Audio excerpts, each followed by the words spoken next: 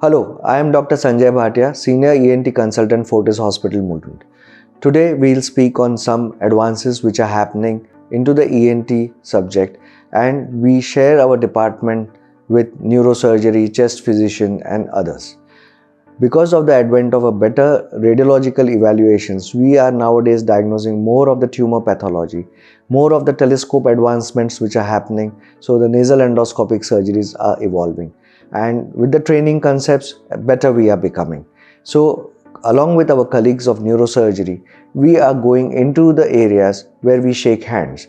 Like for example, pituitary tumor surgeries. We do it with nasal endoscopy, and jointly with 3-hand, 4-hand technique, we can remove the tumor through the endoscopic approach from the nose, and the tumor is removed without external cut and wound on the patient. The patients also do well and go early from the hospital. They are discharged early from the hospital. Along with this, post-trauma or other fractures which can be dealt with. In cases of CSF leak, which can be spontaneous CSF leaks, which can also be dealt with the nasal endoscopy. With newer advances, newer flaps, larger defects, larger tumors of the anterior skull base are dealt. The tumors of the orbit, sinus areas can also be dealt with the nasal endoscope. Covalators are another tools which have added to our weaponaries. So it is good for the patient, faster healing and an earlier discharge from the hospitals. Other tumors which come into the diagnosis are the temporal bone, like neuromas of the facial nerves, glomus tumors of the skull base, or the jugular foramens. These are also micro ear surgeries and skull base lesions.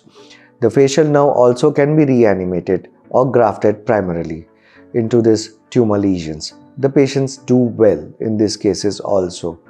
Other advances happening is the sleep studies, DICE we call it, drug-induced sleep endoscopies, which shows us where are the obstructive areas in the upper airways. Along with that, the complete sleep studies shows us how the scores are, whether the patient will benefit only with the surgery or a hybrid, preferably with the CPAP and hybrid surgery along with it.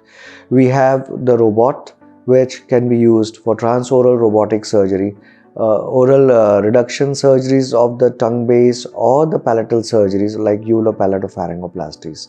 This helps increase compliance of the CPAP machines, or if it is primarily only snoring, helps in reducing the snoring also of these patients. So overall, ENT is advancing slowly into the newer era, and it is good for the patients. Thank you.